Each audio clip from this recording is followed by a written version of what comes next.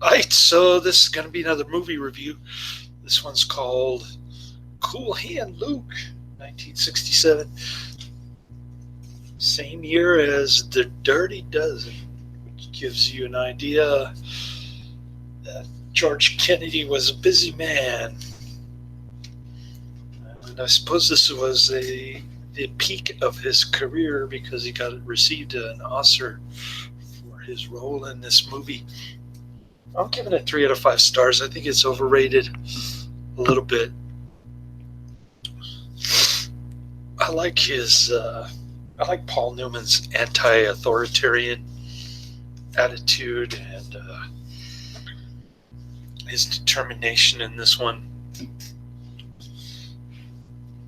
It's funny how he says he's against rules and regulations and bosses and stuff, but then in real life he's all for power crazed politicians who he'd like to feed off the guts of the people like blood sucking ghouls. But that's another story. Life doesn't necessarily imitate art in that respect. And I thought the ending was pretty good in the sense that George Kennedy did do a good job and certainly put extra effort into his role, especially towards the end. Um, so Luke is played by Paul Newman. He's lopping off parking meters with some kind of device that I've never seen before for no apparent reason other than he's drunk. And towards the end, he feels guilty about killing people in war. So I guess it's supposed to be an anti-war message, according to Robert Ebert. Or Roger Ebert. Why do they say Robert? Roger Ebert says it's an anti-Vietnam war movie because of that one scene towards the end. He feels guilty about killing people in war. It's kind of interesting because my grandfather was in World War II and he never talked about it. He must have felt guilty too. After all, God wrote with his finger, "Thou shalt not kill." He didn't write, "Thou shalt not kill," unless the government says so. So that's a distinction that a lot of people fail to grasp. But I think my grandfather sort of grasped it. Not quite, but sort of. And I think Luke has that moral dilemma kind of going on in his head too. So that was kind of interesting. Other than that, I thought the movie was too long, and it's mostly banal scenes and what looks like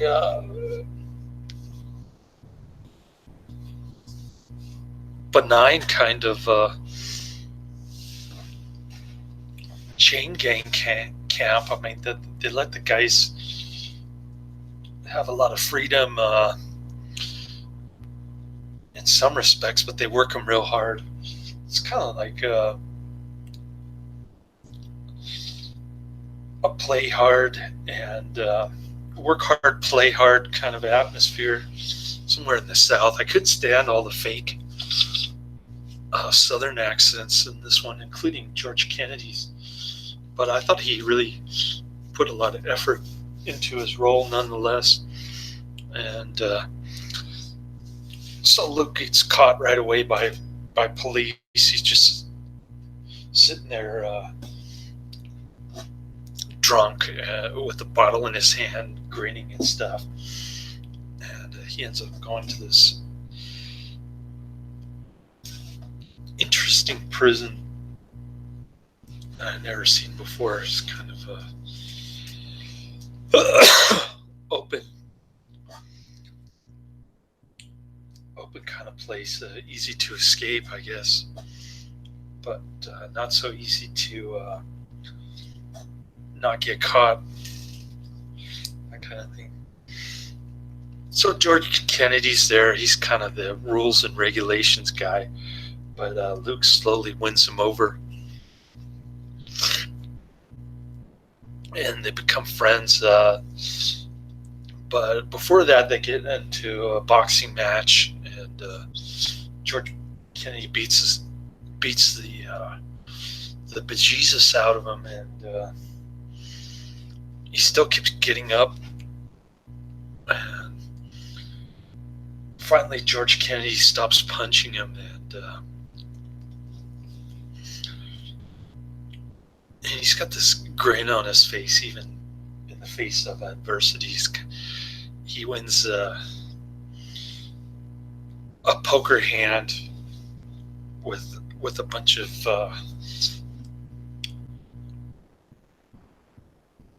bad cards by bluffing, and so they call him Cool Hand Luke. And they go about paving roads and whacking weeds and stuff.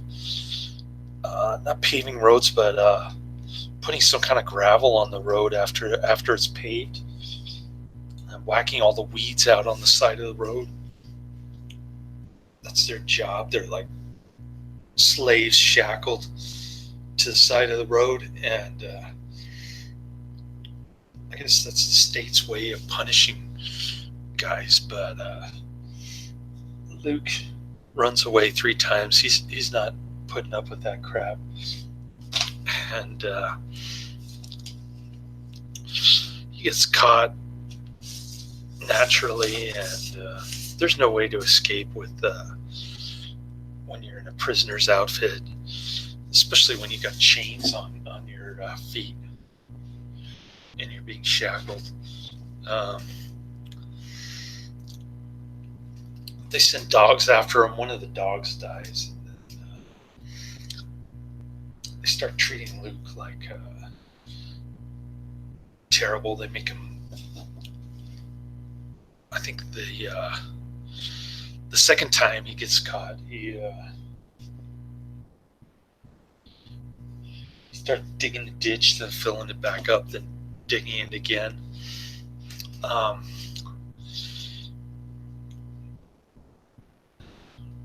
So they try to break him mentally, but he still manages to get away a 3rd time. And the soundtrack was used as the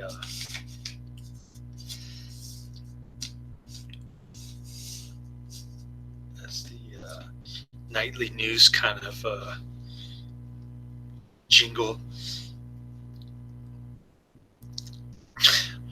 for countless news organizations, I guess. Kind of interesting, but yeah, this is a lamestream movie. I wasn't impressed. I didn't think I was gonna like it this much, actually, but it gets a little bit higher rating on IMDb. I think it gets an 8.1, which is very high. So I'm giving a little bit lower rating, a 6. I just didn't think it was that great. It's kind of depressing, actually, but which is not a bad thing necessarily, but it kind of puts you in the situation where you're actually with these guys. You feel like you're part of the gang, I guess, and which is not a comfortable feeling, but the music I didn't like. It's mostly bluegrass type hick music, and I think it takes place in the late 40s, early 50s. I'm guessing by the looks of the cars. I can't really tell, but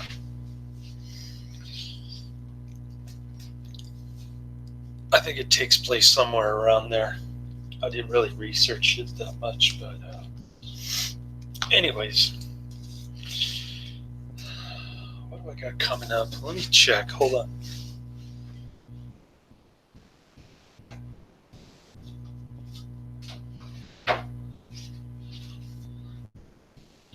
All right. So I got my next two Netflix. I'm going to do marathon movie reviews when my son comes back.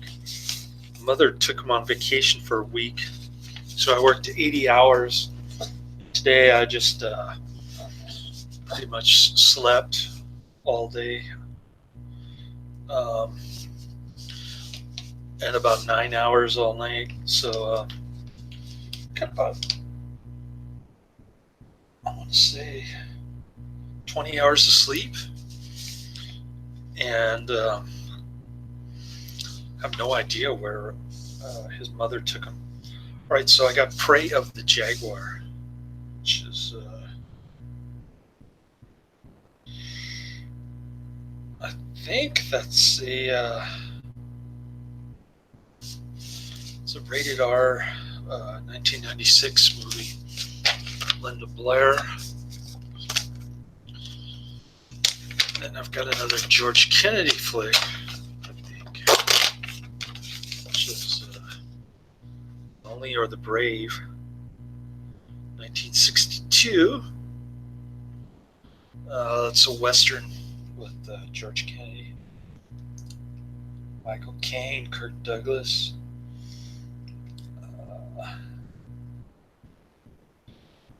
So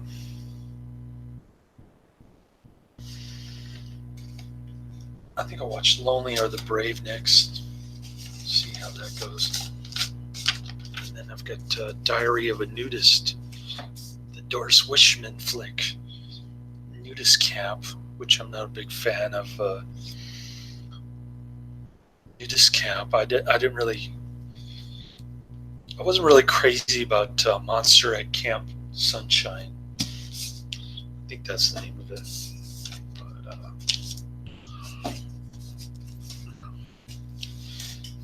probably watch some of those, maybe a little Herschel Gordon Lewis obscurities, if I can find them. And I didn't think I was going to get through this, but I woke up at 6. The old lady upstairs, her daughter was here. I didn't want to stink up the garage with my fried pork chop, so I just I got through it 2 hours. Pretty good. I didn't think I was going to make it, but I guess I got sick and tired of sleeping, and I decided to sit through it, torture myself to some extent. It wasn't as bad as I thought, though.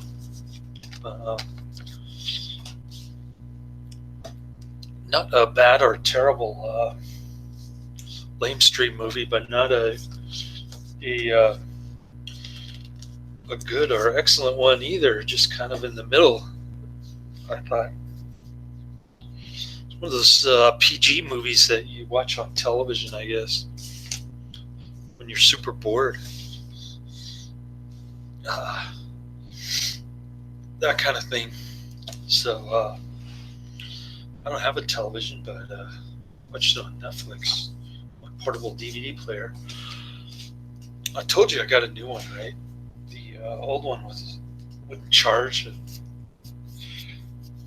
and it was falling apart. You could see the insides because I dropped it like 3 times at Starbucks trying to charge it with it tilted up sideways. It kept falling down. Crazy stuff. I guess I didn't feel like going to Best Buy and getting the warranty replacement until Sunday, when I had a little bit of time, and I want to give my son a video game anyway. It's funny how things are all unplanned, like sort of like Luke in this movie. Uh, and Yeah, I'm hoping I can cash out my company options next month. Seems like the company's expanding quite a bit, and I don't know if it's resulting in a lot of investor uh, interest, but I would imagine so. There's some guy talking about some people are going to be millionaires there, and not other people. So should be interesting. All these people are like making living wage, so-called living wage in San Francisco, which is like $18 an hour.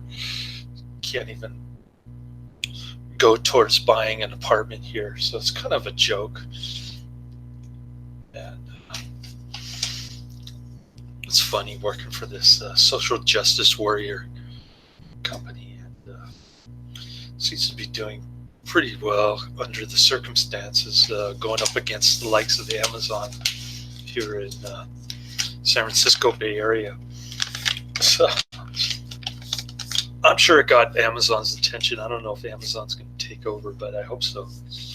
I hope it's like a hostile takeover kind of thing where we get the Amazon stock price, not the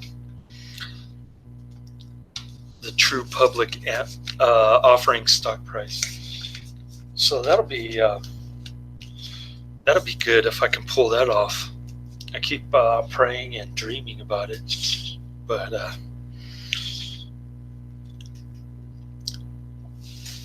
if and when it becomes reality, I got to think of a whole investment strategy. I'm not going to spend it on a house or new car or anything crazy like that, which is what most people would do with millions of dollars or $1 million or whatever. I think I'll move. I'll just stay in this cheap little thing. I'm sure I'll get more attention from the gold diggers, which are plenty around here.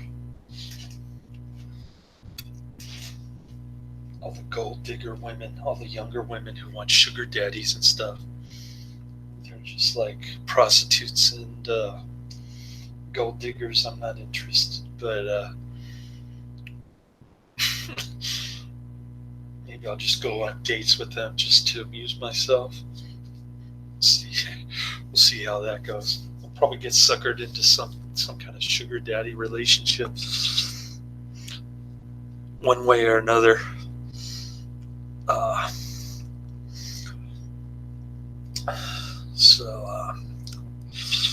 I guess having a lot of money is a blessing and a curse in that respect. Although the guy who married Anna Nicole Smith made out pretty good under the circumstances. She was wearing her wedding dress at his funeral, which is kind of amusing. I like Anna Nicole Smith. She's an interesting character. I think Mamie Van Doren has liked her as well. I got a little too friendly with Mamie Van Doren one time at she had her own wine bottle with their picture on it, and so I took my burlesque dancer roommate Christelle there. I got super drunk, ended up in an ambulance, and didn't make it to work the next day. And before that, though, I was flirting a lot with Mamie Van Doren, and I think her husband at the time, photographer guy who'd been married to her for like 50 years, which he was keen to remind me of. He didn't really appreciate me talking to her about stuff. I told her I don't agree with her politics, but I admired how she was able to keep up on current events and stuff. And so he didn't really like that too much, I guess. But crazy times when I was in my 30s, man.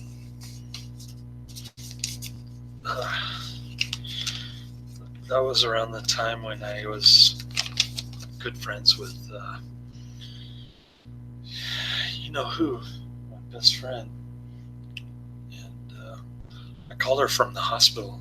I think my blood alcohol must have been like 20% or something. Something ridiculous. And she was there in the Bay Area. I asked her for a ride, but she wouldn't pick me up. So I got in big trouble at work. Probably led to my eventual firing. But anyways, those days are long gone. I had my fun, I guess. Now I just sit around and watch Netflix, which is fun also. And do my movie reviews here. Enough about my personal life. Anyways, yeah, this movie kind of surprised me a little bit. It was depressing, kind of hanging out with these guys, so to speak, in the movie. But I thought George Kennedy was pretty good, and the character of Cool Hand Luke was kind of clever. Not only in poker, but fooling the bosses that he's a smiling, happy-go-lucky guy. Inside, he was just planning to escape the whole time. He just kept digging himself in his own grave, quite literally.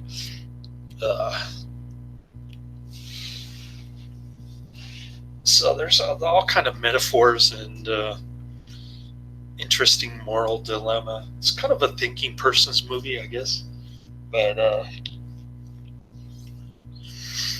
not a great movie in my opinion. I think it's too lamestream for my taste. I'm not into PG movies to start with, unless they're starring like Linda Lovelace or somebody like that. So that's the end of my review. I guess I'm rambling too much. Too much sleep. Hopefully her daughter's gone. I don't hear the dryer going. So I'm gonna cook my pork chop. Sleep for another 6-7 hours, and then work a couple jobs. Go see my son on Tuesday. And I have him for 4 days straight. So I'm going to keep catching up on a lot of George Kennedy, Linda Blair, Doris Wishman stuff. That's my plan. So until then, till my next review, laters.